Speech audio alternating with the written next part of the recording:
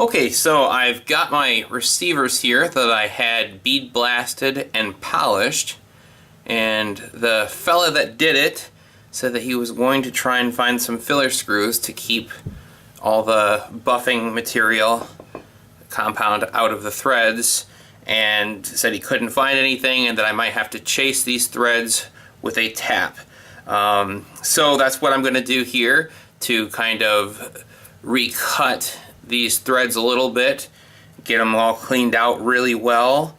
And I imagine since probably some of the actual metal surface was removed, it might have kind of softened that entry thread, so it's going to make it difficult to start.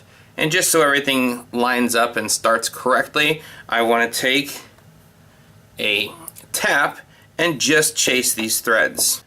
Now when I went to look and see, well, maybe I'll just be able to Google what is the thread pitch of the Ruger 1022 receiver on the top of the receiver here. And I was getting lots of conflicting information. One guy said it was this, one guy said it was that, another guy was arguing, no, it's neither of those, it's this.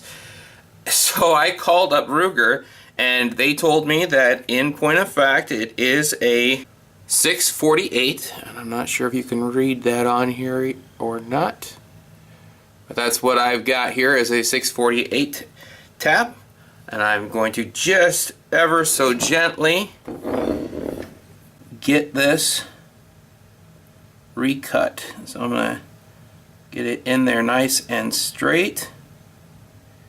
I'm not looking to make new threads, I'm just looking to just kind of clean up the existing threads.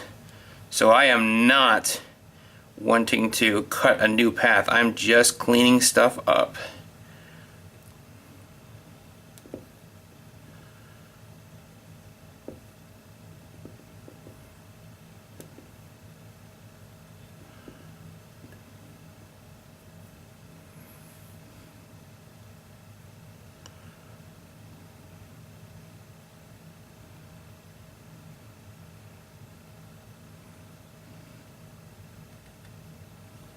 Alright, so let's test the first thread here, and we want it to thread in nice and effortless.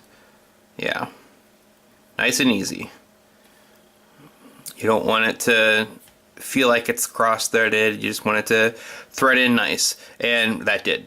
So that cleaned up those threads very well, and there was plenty of buffing compound in those threads. I thought I had them a little bit cleaned from just kind of degreasing and whatnot, but not as much. So it's a good thing to have done that. If I would have tried to just ram this screw in there, I could have ended up cross-threading or stripping out, and it could have been a mess. So chasing these threads with that tap was a good idea, I think.